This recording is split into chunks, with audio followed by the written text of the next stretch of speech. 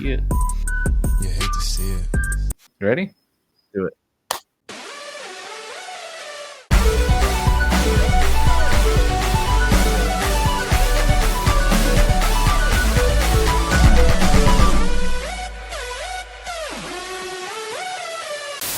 Hello, welcome to Showboys.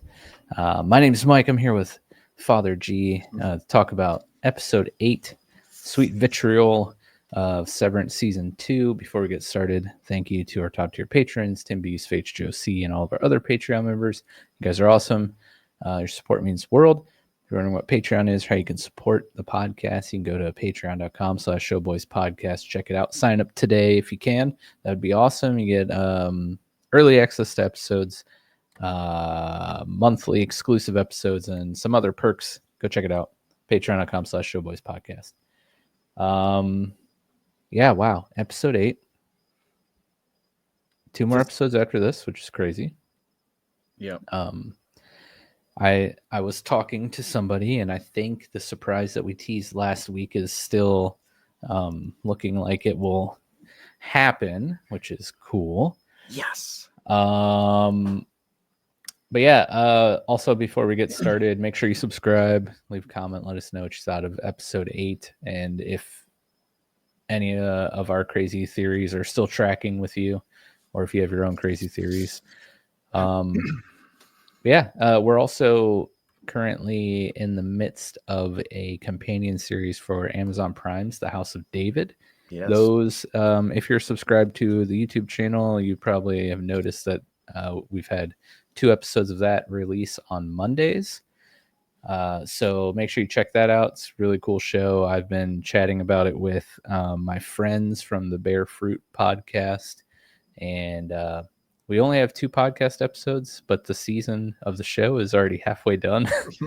They released the first 3 episodes in the 2 weeks ago. So are they only doing one now? They're doing 8 total episodes. The first premiere, they released 3 episodes. Last week they released 1, and every week moving forward until the season's over will be 1 episode. That's cool. Go check it out. It's been fun podcast. It looks really good. I haven't watched it yet, but it looks really good. It looks clean. It is. It's good. It's very good. And I apologize for any wilderness noises that you might hear. I'm on the wilds of Florida. A Showboys Ortbo right now. This will be the last week of Porch Mike, and then I'll be back inside bug free because my children accidentally punched a hole in the screen to our porch, so there's a nice rectangle just letting all of the no-see-ums and mosquitoes in. So that's great. Yes, real fun. Anyways, we're not here to talk about my personal Ortbo infestation. We're here to talk about Sweet Vitriol, and you are pretty excited about this episode. I messaged you Saturday that I was like, you know what? For the first time, I'm not joking when I say it was a pretty okay episode. Wasn't too impressed. I understand there was a lot revealed, obviously, but it was a short episode. Yeah, and Saturdays are usually pretty long days for me. We have our church services on Saturday nights, and my in-laws are in town, so we were busy Saturday, and then had church, got home, and was laying on the couch watching this on my tablet, and I was just like, "Oh, I'm here. I'm awake. I swear I'm awake. Okay, I'm dozing off. No, I'm awake." But yeah. Anyways, I'll toss it over to you, Dad. Let us know why this episode is so important and good. Okay. So first of all, the sweet vitriol meaning, it is a sweet oil of vitriol, diethyl ether, which someone cleverly put it together that if you put the 2 words together, you could get Dieter, as in Dieter Egan, Whoa. What? Not a huge deal. I just thought it was pretty cool. The reason why, like one of the reasons why I love this episode is because this cinematographer, their video person Mm. is just brilliant and creates masterpiece after masterpiece. And I forget where they went. Newfoundland, Canada. Beautiful. It like I wouldn't want to live there, but just like the look of it is Yeah, definitely wouldn't want to live there. no, definitely not. Especially after living where I've lived over the last 1.5 years. I would probably die. It's way too cold. I think anybody would. I mean, the place was like barely. I think I saw like 4 people or 5 people. Yeah, that there lived there were more chunks of ice floating in the water than there were people in the town. Which is a nice little odd, and that's kind of how it starts off. I mean, we see the ocean waves crashing against the rocks, a very cool aerial view. Mm-hmm. It just looks so good. It's just something about ice and like wintry landscapes that look really cool. I just again wouldn't want to live there, but it looks cool on video, and that's the best place for it to be. Yeah. So it's interesting because oftentimes in thrillers or horror, which this isn't like really horror, but sometimes it like teeters on that line. Definitely a psychological thriller. yeah, But a lot of times they kind of stay away from like extremely bright palettes and yes, colors and tones, because usually that conveys the opposite intended emotion while watching. But that's one thing that I really like about Severance is they lean into like crisp, bright, like clean visuals. mm-hmm. And in doing that, they are able to like achieve that like tension in their scenes. I think it obviously is a combination of like great cinematography, good writing, storytelling, and it's like they have all of the ingredients and they're mixing them all together and using them extremely well in tandem with each other. But yeah, the white and the bright and the snow. I mean, The blues snow. and the whites. Yeah, the snow has been used in like horror and stuff before, but like, yeah, just the perpetual winter. I mean, and the winter, white. Yeah, forever it's so winter good. by itself is horrifying. Yeah. So yeah, this is what our landscape is for the entire episode. It's very much more winter. What, like 200 mile or 200 whatever away from Kier, PE. Yeah, and I heard something floating around that like PE is the abbreviation for Providence, which we don't have no dang Providences in so the good old Canada. United States of America. Well, from the form that Gemma was filling out at the clinic, it said state or province or province. Province, yeah, but we don't have any of those either. Provinces or providences. That's right. Because I don't know how to word correctly. So it's one of those. Just don't know for sure. Yeah, maybe so if we lived there, we would know. Maybe the show takes place in Canada, which we were speculating like Michigan, which basically is southern Canada. So maybe it's we weren't that far off. We weren't that far off. Yeah. So the big, I don't know where we want to go, but I wrote some stuff about the episode. We'll save this. We'll save this. Yeah, I've got some notes. So one thing, and this is what I was checking before we went live, or whatever. I wanted to find out for sure what kind of car Cobelvig drives, and it's a Rabbit. It's a Volkswagen Rabbit. And the whole thing with like following the white rabbit, like it's a nice little nod. So she is at Salt's Neck. It's a port town, a very rundown port town.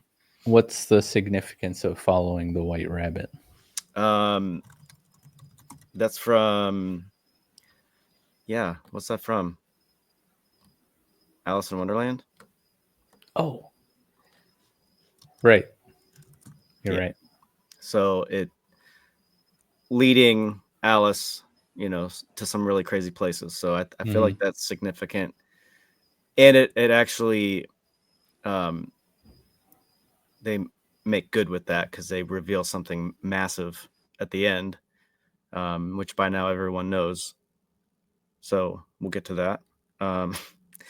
One cool like camera shot that they did was where they were going up past that little cliff or whatever, overlooking the town, where they had the road dividing the ice part and then the water part. Kind of significant of the whole Severance thing. And Cobelvig was driving right through the middle of it. So I thought that was pretty cool. And then we have the part where she's brushing her teeth.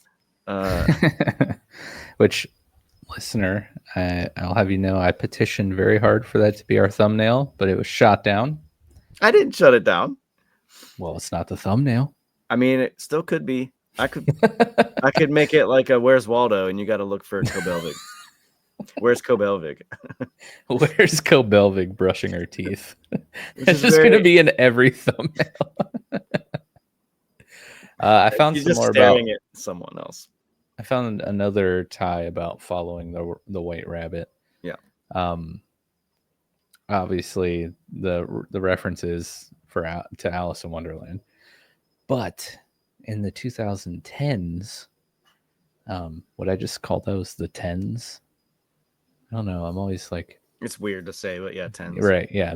In the tens, the phrase became popular among QAnon followers, describing their pursuit of information, which both kind of applicable. Absolutely. I mean, that's the gist that I get from the whole white rabbit thing. Is it's mysterious and important, just like the work that MDR does. Anyway, so she's brushing her teeth, and then there's some dude getting high, which at first on some sweet vitriol. I saw him. He had the bag. I thought he was just having breathing problems, but turns out he's just a junkie. Yeah. He's just a junkie. Yeah, honestly, I kind of was. It was a toss up between that or like I thought he was just like throwing up. I was like, both of these very, very odd. Yeah, but yeah. He's just huffing. Just huffing. Huffing. And then she gets a call from Devin, which we remember from episode 7. Mm-hmm. Devin's with Ragabi and saying that she's going to call Cobelvig. And then seeing now that Cobelvig is ignoring it, she shuts the car door and drives off. Not before littering, by the way. Yeah. She tosses the water bottle very rude into the snow mound, thinking it's just a trash heap like the town is. Wow, dude. I mean, it's kind of run down and savage. But, all right, so now we're at a cafe, and it's named the Dripping Pot Cafe. There's like 2 old people there with a dude that's serving coffee and handing out some bottled drugs to his patrons. His name is Hampton, which he's got some really great lines in this episode, and I'm bummed we might not see him again. But anyway, Cobelvig shows up. These 2 like glare at each other. Yeah. Like, I'm like, dude, what is your freaking problem with this guy? Like, and it turns out they, know each other. They're back and forth. She's like, well, flip my toboggan. Harmony Cobel. I'm like, It's a weird thing to say to somebody. I don't know if you know them or not. It's just a weird thing to start a conversation off with. Right. I did really love his like a 180-degree shift and change of tone of how he's talking to people, because he's like cheery, like talking to the patrons of his little cafe. Yeah. But then when he goes over to Cobelvig's table, he immediately starts talking like Cobelvig. Well, deadpan, monotone, like Yep. run-on sentences, very short. um, It's like, dang, that's quite a drastic change there. yeah. Well, he asked her, do you want coffee? She's like, no. And then he's like, well, tables are for paying customers. And then she says, well, buy me a drink or buy me a coffee. She makes the comment that it's older, frailer than what she remembers. So obviously at this point, she's been here before, but it's been a while. There's definitely a connection here. And then he responds with, there's been market readjustments, core infrastructure investments, blah, blah, blah, like corporate speak, Milchick, is that you? Well, yeah, maybe. I mean, not actually maybe, but like he just comes out and like same... pulls the mask off. He's like, I got you. But like, and he's like sweating and like hyperventilating. He's been running the whole time to get there. But then she's like asking for a favor and to meet him at the factory. Yeah. And she leaves. And he's like, all right, close up. I'm gonna leave. So he leaves, drives his truck, goes to the docks where the factory is, and we see on the side of the building there's a Lumen logo. Yes. Which is faded, but it's very clear and obvious that that's what that was. Yeah, very worn and faded, but definitely the unmistakable Lumen water tear blood drop, whatever it is. So Lumen's been here at some point in the past, and it's been a while. Yeah. Yeah, it's been probably decades, probably. Yeah. But anyway, they have this conversation. She wants him to take her to Sissy's, and he's like, no. But basically, through not much persuasion on her part, he ends up taking her, and she ends up riding in the bed of the truck under a blanket. And he is not adjusting his driving as if he has a loose body in the bed of his It's like he intentionally hit that bump because he even looked back. He's like flying through, just running over every pothole. So a key point in this conversation they had before they left, they were talking about, he said, she still lives by the 9. Not quite sure what that means. Obviously Lumen related. Yeah, so at first I thought like that was the name of a place, like a road or a landmark or something. Like, oh yeah, she still lives by the 9. But that's like the Lumen principles, the 9 virtues. Yeah, virtues. That's it. And I was like, oh, that makes a lot more sense. And then she is basically there, and she reveals that she needs to get something from Sissy, or from wherever Sissy's at. And he asks, why would I help you with anything? And she says, we were once chums, old colleagues to, lift each other up. And he's like, colleagues? Child labor. So this suggests that they, as kids, work together at that factory. Yeah. So at this point, it's starting to click. Like, okay, so we understand that she came from here. Yeah. So there was so Kier and Imogene met there at the ether mill. and she makes the stab that, I can smell ether on your breath. And she says, I'll not be your punching dummy for your resentments. So then they leave. Devin calls again while she's in the bed of the truck. She doesn't answer. Yeah. Can we take a brief pause and just speculate on what this child labor might mean to one of our theories? Sure. I'm afraid that our theory about Miss Huang may no longer hold any substance. Right. That she actually very well could just be a child working at Lumen and not like a growing clone of someone. Yeah, that's okay. I hate it when my theories fall apart. Take the dust off. We're not done. We've got more theories. True. That's only one of like 73 that we've had this season. I mean, is like child labor just like widespread at Lumen, or like is it what do you think? Is it like a case by case thing? Like what are like the Cobel and what was his name? Hampton. I almost said Hammond. Hampton.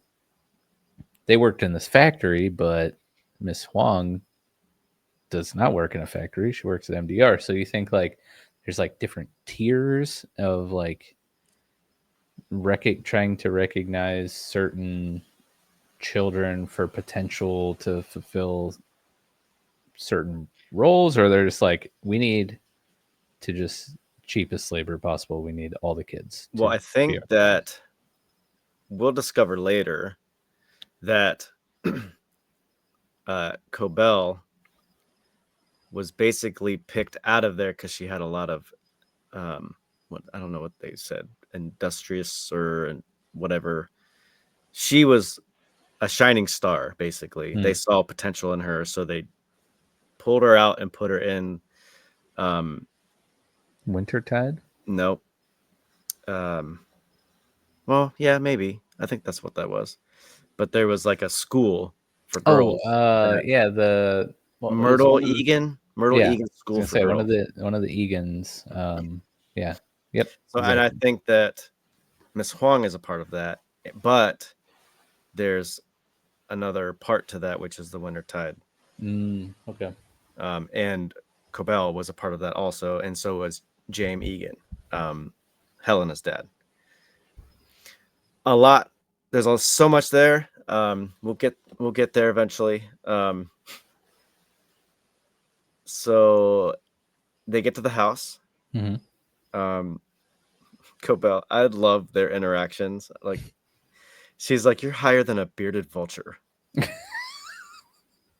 And as she's like going to walk to the house, he's like, "Tell her to drop dead for me." So she gets to the door. Sissy is already opening the door. This is she's played by Jane Alexander, and she instantly says, "You are not welcome here." But Cobelvig just pushes past anyway. Goes upstairs to an empty room. Where's her stuff? Yeah. Sissy says, "I do not want that puff peddler on my property."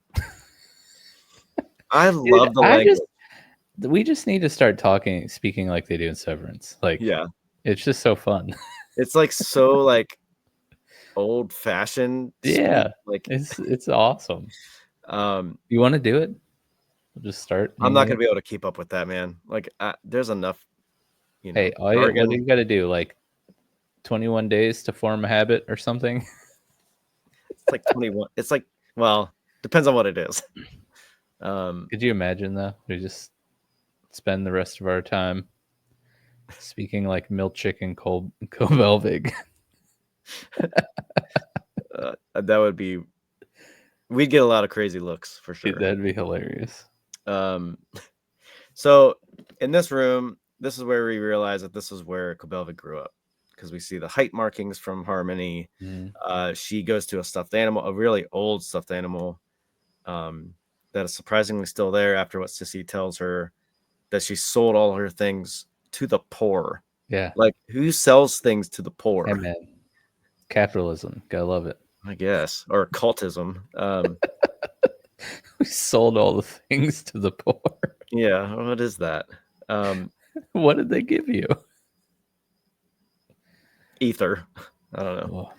Oh, So then she asks if anyone's been there.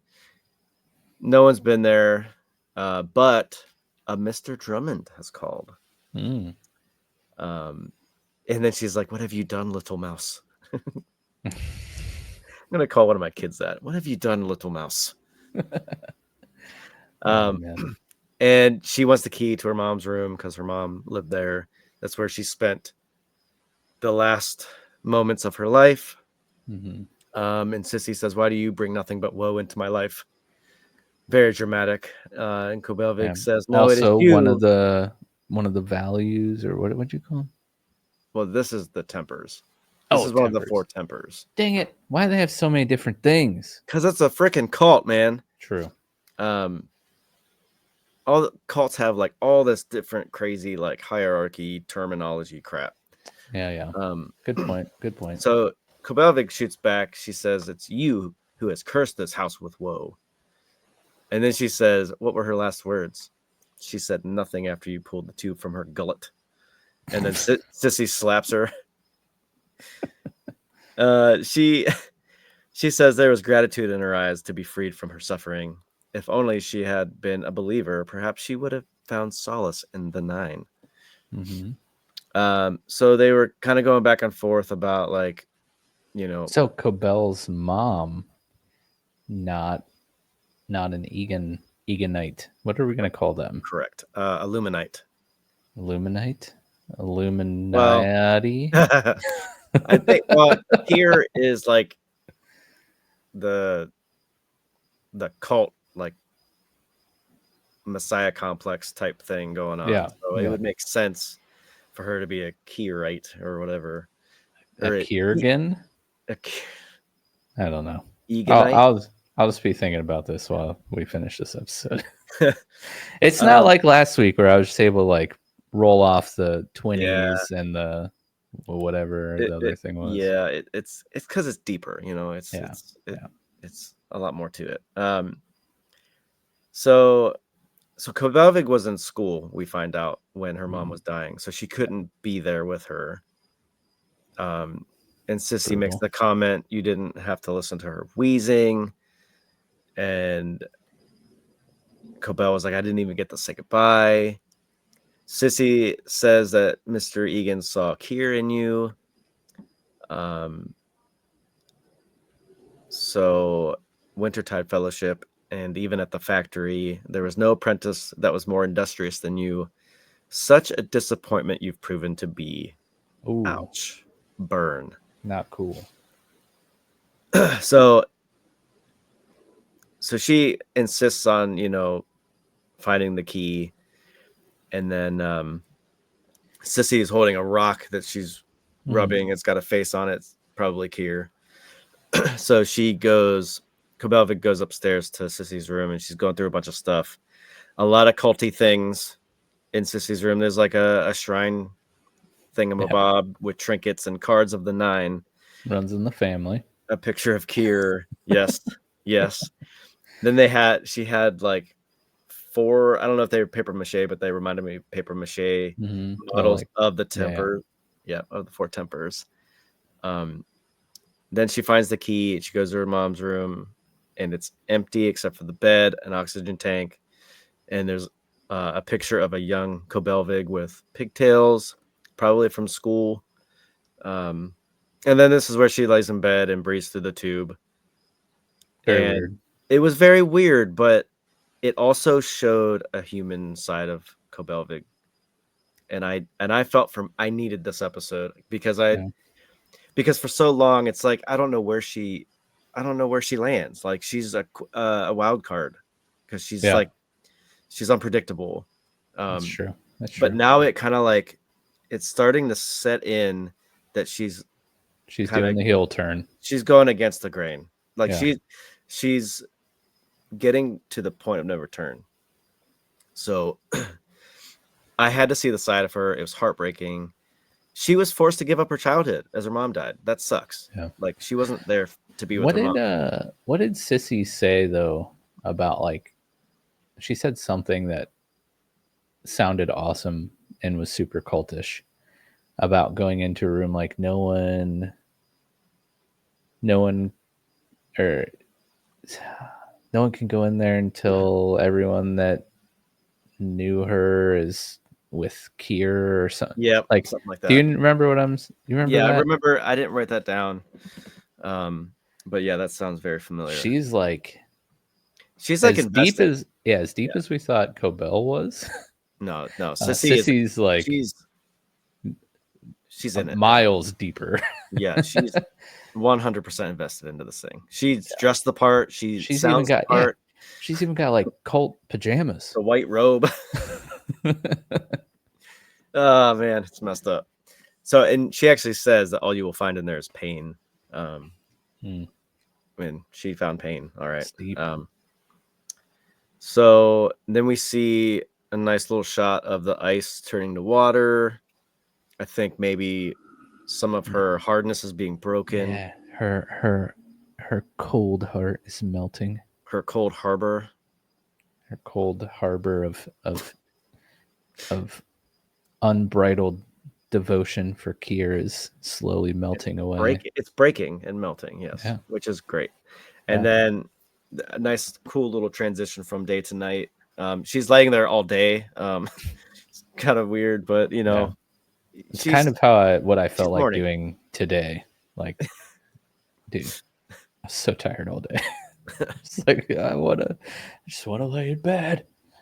Anyways, I'm sorry for all the interruptions. I apologize. You're good. This is probably my favorite part. One of my favorite parts of this episode. It's night, and then we start to hear shouting. Oh. Do you watch the subtitles on? Yes. Oh, nice. Well, the second time I did, because I knew that I missed something. I remember through my first watch through, I heard a lot going on, but I was like just trying to, I don't know, be in the moment, I guess. Yeah. But there's shouting. Hampton comes in. He says, "Get your harpy hands off me."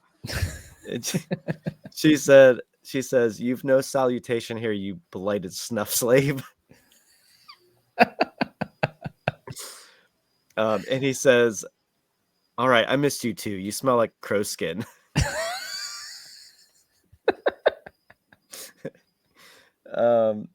And I'm gonna use that insult. You smell like crow so many times now. She's threatening to call somebody, and he's like, "Call everyone. We'll have a kegger." And she says, "This is a pure house." And he says, "Back off, or I'll put you in the bay." So you smell like crow skin.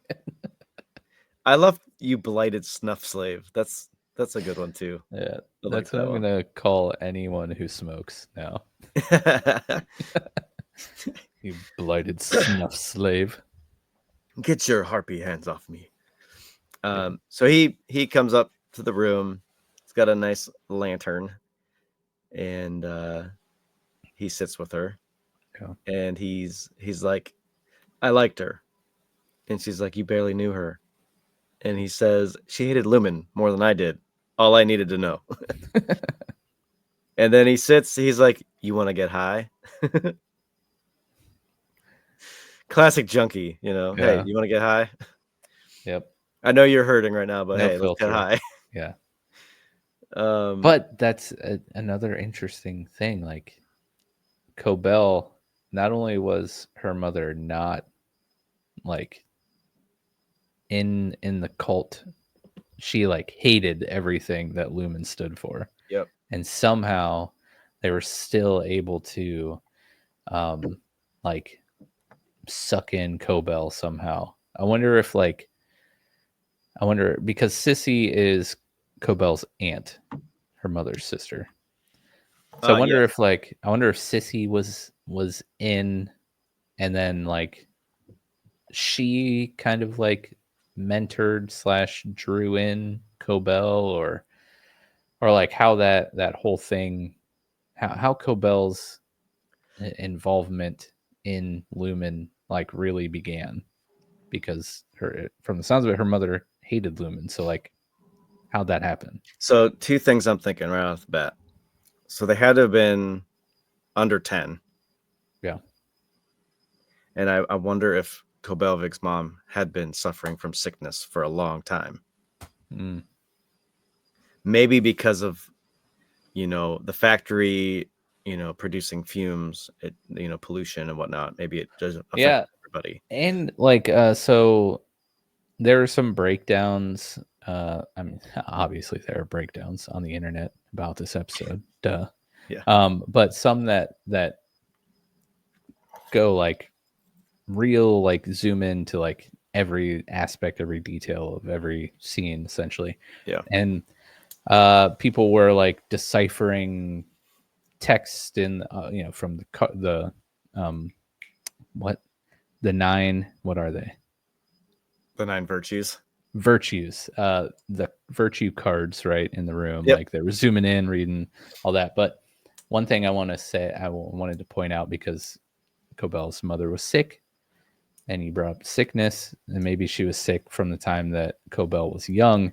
But the whole point of the factory, and like a lot of the stuff that the Egans have been like documented saying, or maybe pursuing, is like cure elixirs for like health benefits. So maybe this sweet vitriol that they were producing at this factory, the goal was for it to have some sort of like healing beneficial properties, right? But then maybe it didn't. And that could have been like Cobel's mother's, like, began the hatred of lumen, because maybe she was promised or had her hopes in whatever they were creating at the factory, and then instead of actually helping, it just actually made it worse. Or I don't know. I'm just spitballing here, You know what this reminds me of? What The does this oil, remind you of? the oil, Pure Essentials, is that what it's called? The oil stuff? Oh, little bottles? yeah, essential oils. Essential oils, yeah. Yeah.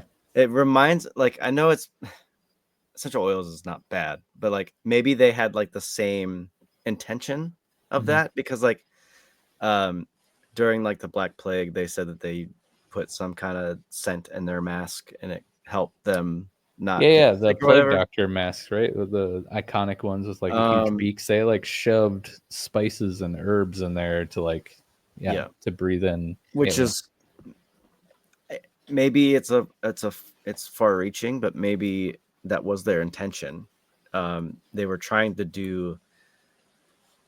be more pharmaceutical, and I think that's part of their description, right? Pharmaceutical company, to some degree, like I don't know, whatever. maybe.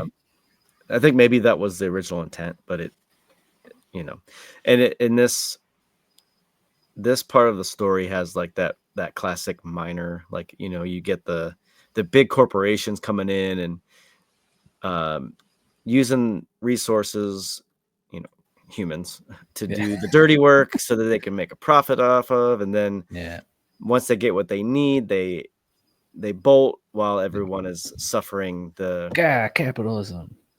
Yeah, so bad. While everyone else dies from the exposure to whatever they're doing. Yeah. So that's, shedding light on some of that. It makes the story interesting, another layer to it.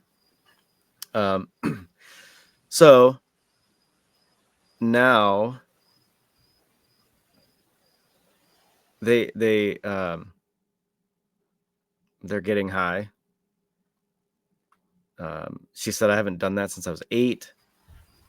And then he says, you ready to man the vat for 10 hours? Talk about some child labor, man. That is crazy. And the fact that they could get away with it. Yeah. Well, I mean, what else are they going to do? I don't know. Get in trouble. That's what. Right. Lumen's keeping them off the streets. It's true. You may die in the next 20 years, but hey, you're making us money and you're not in trouble. That's right. Not being a little hoodlum. So, and she makes the jab that it's, you know, it's so shameful that you sell it. And he doesn't like say anything, but instead they kiss. They have a nice little moment. So Aw. Sissy is yelling now for them to leave, to get out. And they leave, they go outside, and there's like this underground like basement cave, Yeah. storage cave type thing. Yeah. There's a bunch of bottles. Mhm. You can't really see because it's dark. And then she finds a yearbook for the school. It's the Myrtle Egan School for Girls. Yeah. And she's flipping Field through. hockey player. Yep. Kobelvig was valedictorian of the school. Little smarty pants. Yep. And there's a picture right next to that with her and James Egan, and it says Wintertide Fellow under it. So after that, she closes it up, puts it away. She finds a box. There's a stuffed bear, and then a bust of James Egan, which is odd. Yeah. Then she pops open the bottom and pulls out some kind of notebook. And then she rolls it up and leaves, tells Hampton to get the truck ready and watch my head, and hands him the head. Then she goes. This is what she's been looking for, right? This is what she came to Sissy's house for. Yes, because she's been screwed over so much, and I think what triggered her was her interaction with Helena at Lumen, when she was like, you know, I'm good, basically good for what I've worked for. You know, this is what I deserve. You were born into it. You know, you're nothing basically to Helena. So she goes back inside to confront Sissy. She says, I'm going, don't tell them I was here. Sissy says, I won't lie. And Kobelvig says, Lumen destroyed this town. Which Sissy responds with, there was no town before this factory. Everything you have, you owe back to the Egans as fealty. And then this is where she gets aggressive about the notebook, and she's like, this is mine. Shows her what's inside the book. And we surprisingly find out there are a lot of things about the severance procedure. And she starts listing different things like the overtime contingency, a Glasgow block. Yes. All mine. Severance itself. Which is huge. And Sissy says, why didn't you say anything? And she responds with, Kier's knowledge is for all, blah, blah, blah. And that if she sought credit, she would be banished. So Sissy then tries to throw it in the fire. Yeah. And then Kobelvig eventually wrestles the notebook back from her. And she says, I hope you die as painfully as she did. Oof. Ouch. And then Sissy says, it was her hand that removed the tube. Your mother was a coward, more sick in the soul than in the body, full of malice and resentment. Yeesh. This is very tense. Like, this whole moment is tough. Yeah. And Sissy also says, I thought you were different, my flower. I tried to help you grow, but now I see you are a weed, just as she was. So Hampton honks the horn, someone's coming, and he lets her take the truck, and he stays. And he says, I'll see you around. And then he says, come tame these tempers, a-holes. Great line. Yeah. He had some good one-liners. So now, very last bit of the episode, she's driving in the truck. Devin calls. She answers, and Devin tells Kobelvig that Mark's reintegrated, and then she wants to talk to Mark and says, tell me everything. And that's where it ends. Yep. So, yeah, I think that Kobelvig has completed the heel turn, and this point of no return. she's on the good guy team now, I think. Yeah. But what do you think about the reveal that she was responsible for everything? I thought that was crazy. And I knew that she was important. I just didn't know how. Like, and I told everyone that she's going to come back in a big way. And she did. This is pretty massive. Yeah. So, and I think because of this, she's going to help Mark make sure that the reintegration works smoothly, or like make sure there are no more complications. Cause I feel no like more PDs. no more PDs, but I feel like he's probably on the upswing of it. Which doesn't mean it's necessarily good, but and especially with her coming back, it'll be okay. Like I feel like Mark will be okay. He's not going to die. But I get a really bad feeling because from the intro, which they didn't show in this episode, the scene where they show the frozen lake and we see the car in the lake and the ice. Uh-oh. I hope that nothing happens to Cobelvig, because now that I'm rooting for her at this point. Like, I want her to succeed in taking down Lumen. It needs to happen, right? Like, this is what's been established for the fans. I hope, because Drummond is going to know, because Sissy's going to, if she hasn't already, tip everyone off. She's got a target. And I feel like she's already kind of had a target on her back, but even more so now. Right. So now it's a race against the clock. And she's got to make whatever she's about to do, she's got to do it quick. But I just have that real bad sense that something's gonna happen to our poor Cobelvig. Which, I mean, I could be wrong. It's just a wild guess. There's only been one death in this show, or two, right? Petey and that one dude that Petey and the beat with a baseball that bat. was Ragabi that that's beat. right. But Mark I was can't remember what his name was. The guard or the whatever. Yeah. Yeah, so I don't know. That would be crazy if something happened to Cobel, but I feel like she's too big. Like, she's too big of a player at this point. Like, but the car being in the water in the opening credits probably isn't for anything or for nothing, you know. I mean, it could still be Gemma's car. That it very well could be, especially because she left in the truck, right? She did leave in the truck. Hampton's truck. So that's true. So maybe not. Yeah. Maybe it was a white herring or a herring. Red herring. Red herring. White rabbit, red herring, whatever. Oh, red rabbit. Oh, a red rabbit and a white herring. Yeah. We got our own terms going on here at Showboys. Yeah. Yeah. Interesting. And it's gonna have a really interesting dynamic too, because of course, like, the person that took her place, Milchek, was like her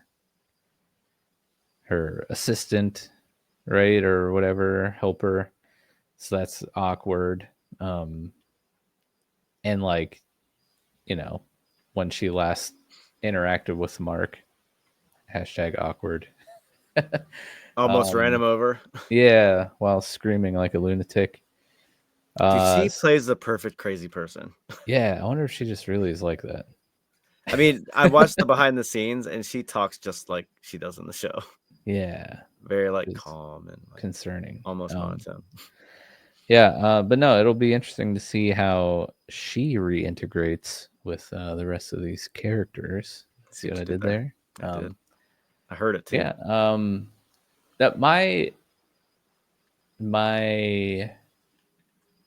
qualms with this episode, it's not that this information wasn't needed or that it wasn't enjoyable. It's just that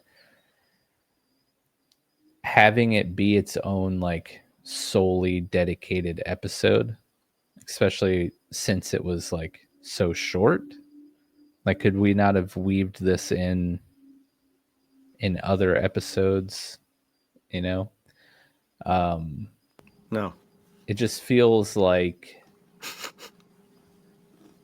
I don't know, just feels like we could have used some of this time a little bit better telling other parts of the story.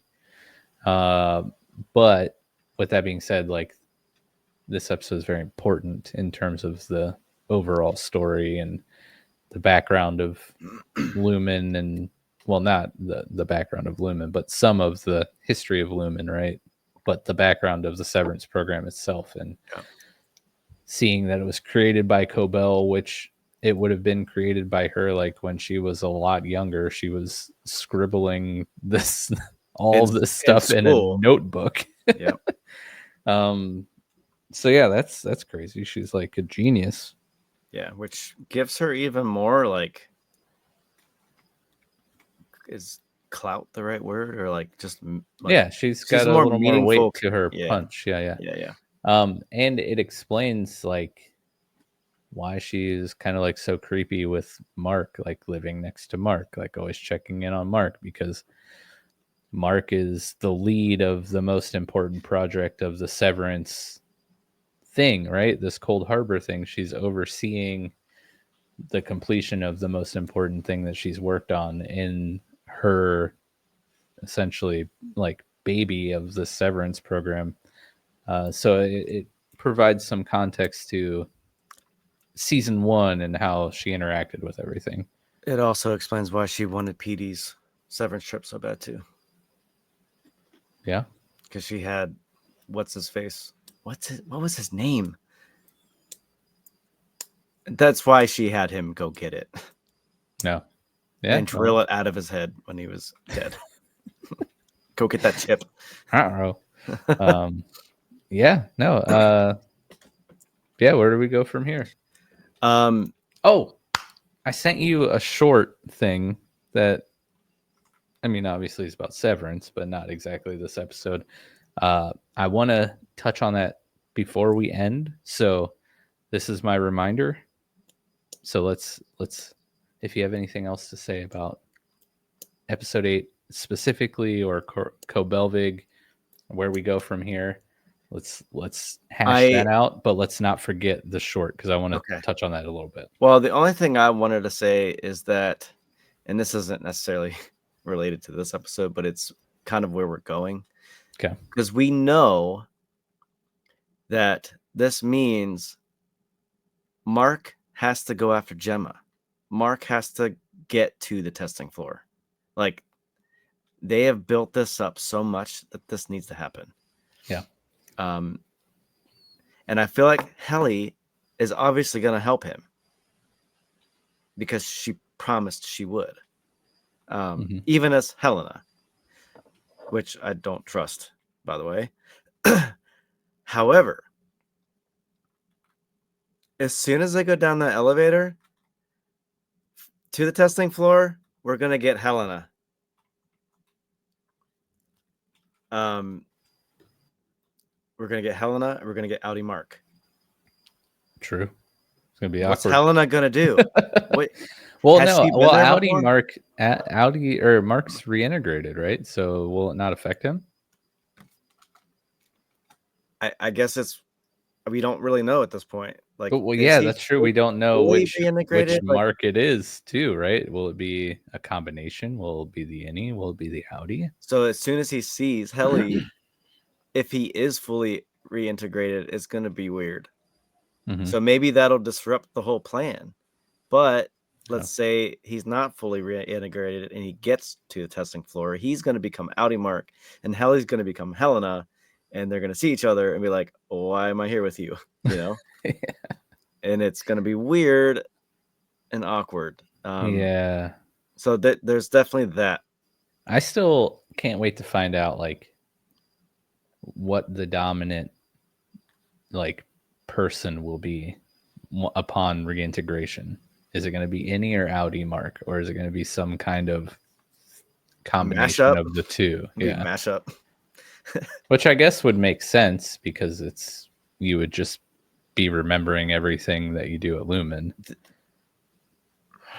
on top of your life outside, right? Yeah. That's a good question. I don't know. But they act so differently. They do. Like even Helly and Helena, which yeah, I don't know. I'm very interested to see what happens with that. So one thing about this episode, I feel like, yeah, it was short. It could have been tacked on another episode. We could have had 9 episodes this season, but I feel like it was a breath before the last 2 episodes. Like, yeah, we all know the last 2 episodes are gonna be nuts, and like everything's gonna start hitting the fan. And I know I needed a breather because after episode 7, I'm like, oh my gosh, it was such an emotional episode. I needed a break. Like, I obviously want the crazy and I want the stuff to happen, but I'm like, okay, all right, I'm here for it. I can go along this ride. But now I'm ready to get back to it and like, I guess maybe finish this up. I guess that might also unknowingly have played into my gripes about the way this episode was structured. Is episode 7 was essentially like the same type of episode. They called it like a bottle episode. Yeah, but we've had two bottles in a row. I'm okay because with we're departing from the quote unquote main character, right? For 2 whole episodes. I mean, Mark was in the last episode, but he was not the focus. It was Gemma. That's okay. Gemma was and- amazing. Yeah, we didn't get much of Gemma. I'm at saying all. I'm not saying it was a bad episode. It was a really good episode. Right. But maybe that's But why away from... I was just like, another one, you know? Yeah. Not that they're like bad episodes, just like, well, I've been away from MDR for 2 episodes now. I gotta get back in there and get back with Mark, who's like, I don't know, could be dying or something. Right. Well, that's... Yeah. Okay. But that's also brilliant writing to make you want, like, you're like wanting the next thing to come. Like, they are so good. They have done such a great job of creating these characters that we have totally invested in them. And now we want to go back and know where they're at and make sure they're okay. And like, what's going on? We need more. Give us more. Right. That's brilliant. And before we get into the short, I just want to pat myself on the back like I did with you in Facebook today, in the Facebook Messenger. I feel so vindicated because I was so hype about this show when it first came out like 7 years ago. And I was like trying to tell everyone that they needed to watch this show. And season 2 is caught on. Like, it's all over the place. It's very in the mainstream zeitgeist conversation of pop culture and TV. And I'm like, finally people are talking about this show. Yeah, I mean, how do you feel? Because you jumped on with me early. Does it feel as equally good for you? Yes. And I feel like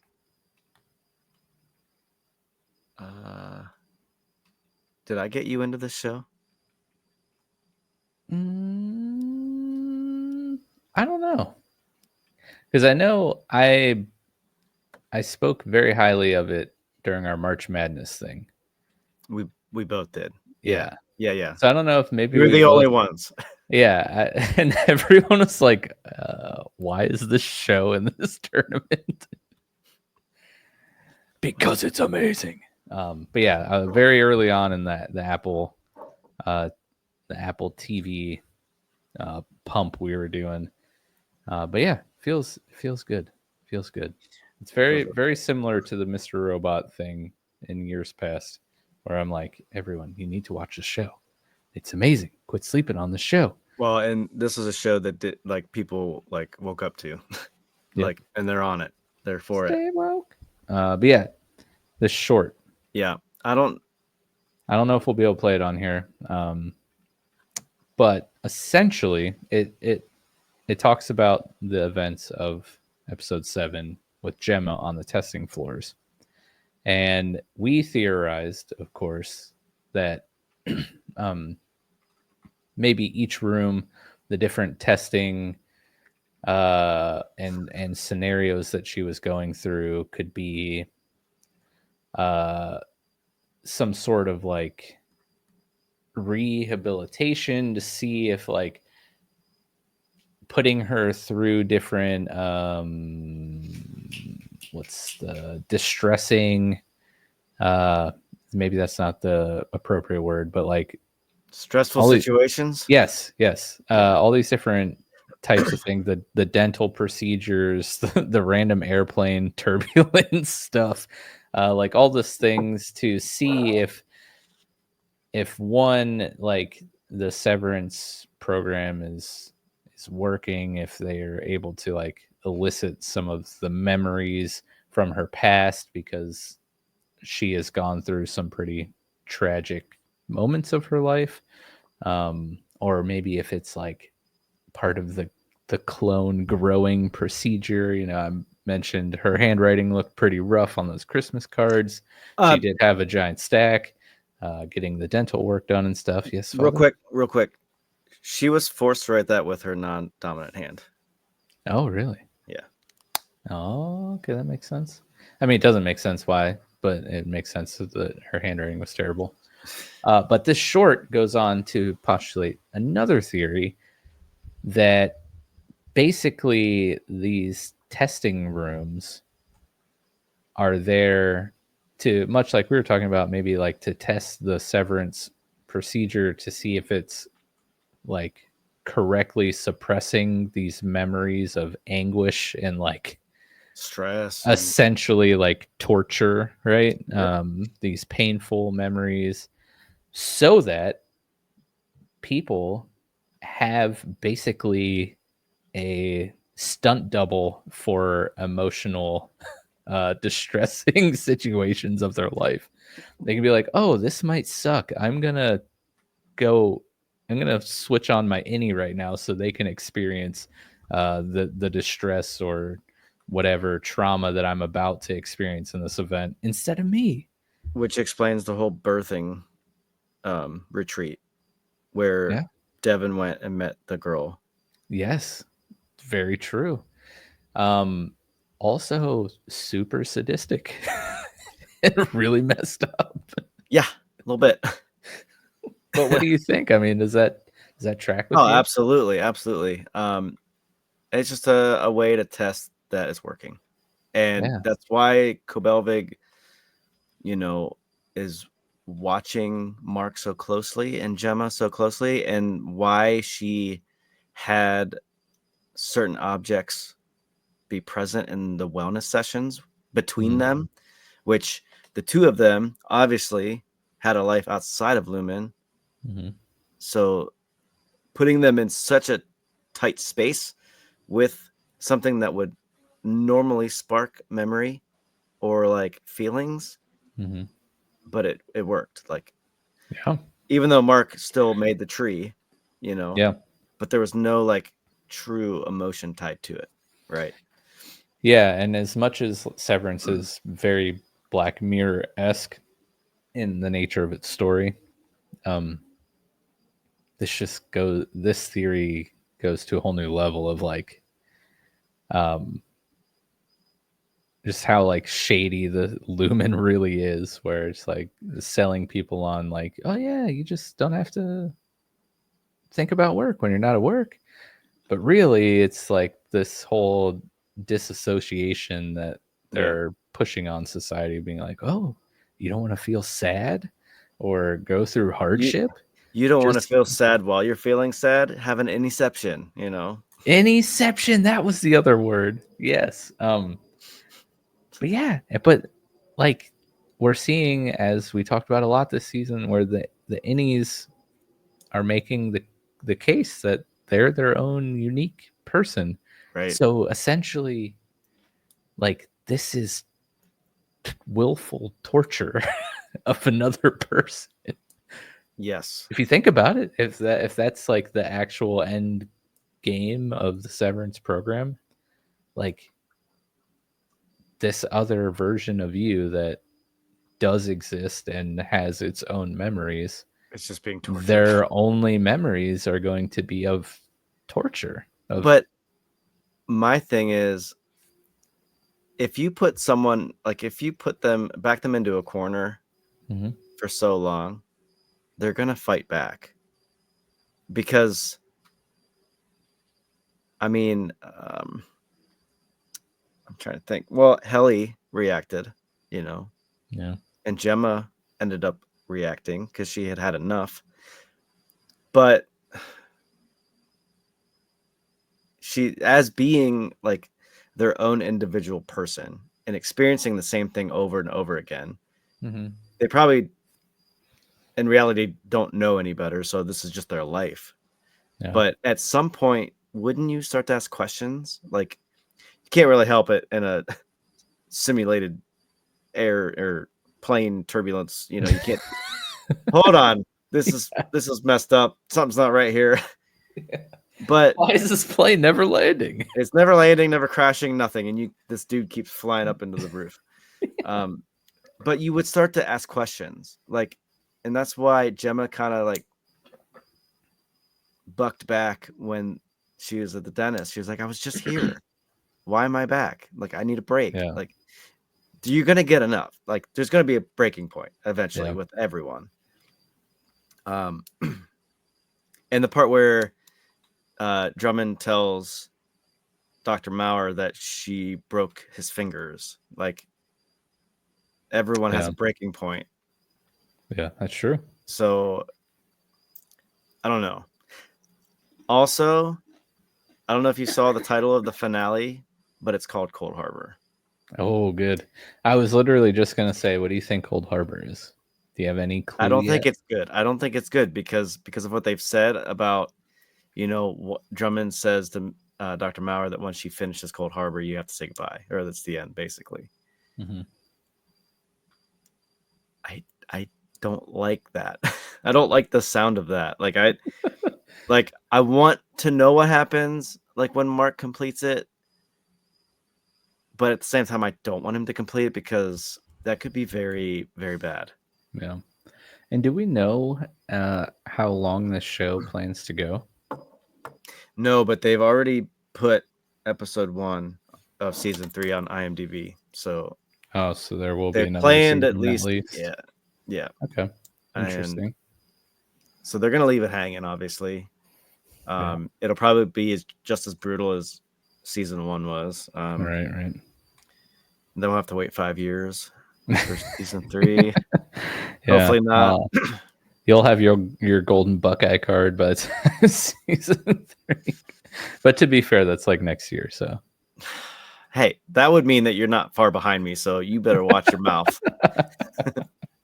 You know what? 2 days in a row of podcasting on this outdoor chair makes me feel like I'm about 73. So, well, you are in Florida, so my lower, I'm just blending. You've already got your gold card.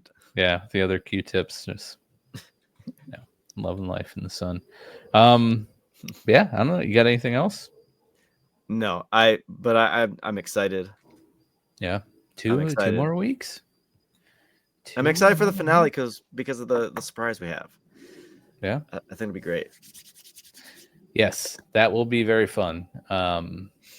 It's gonna be a fun time. Can't wait to watch episode 9. It's got to be some big things coming down the pipeline. But yeah, speaking of, make sure you check out the House of David companion series. Those episodes are releasing on Mondays. We have 2 episodes out. We've covered up to episode 4 of the show. That show is already halfway over, so we only have 4 more episodes of that podcast series coming out. And the next main series we're going to be going into on Showboys is coverage of Andor. We're going to be covering both seasons 1 and 2. Ooh. So yeah, the way that Disney is releasing season 2 is not cool. I do not like this. They're releasing them in 3 episode chunks over 4 weeks. So each episode of the podcast will be covering 3 episodes of the TV show. So those won't be long podcast episodes at all, I'm sure. But yeah, so we'll be covering season 1 and season 2 in 3 episode chunks. So look forward to that. It's going to be a lot of fun. I love Andor. Nick Sounds like a loves great Andor. time to have a break. yeah. Dad's retiring in 2 weeks, so we'll have to throw. I might need to have like an emotional vacation after. You're gonna need an Severance ortho. I'm gonna need an ortho. I'm gonna need to be severed. What do they call the retire? Are they just retirement parties? Yeah. At Severance? Yeah. Yeah, we'll have to have one in the finale for you. Oh, I get a cake. You can join Bert.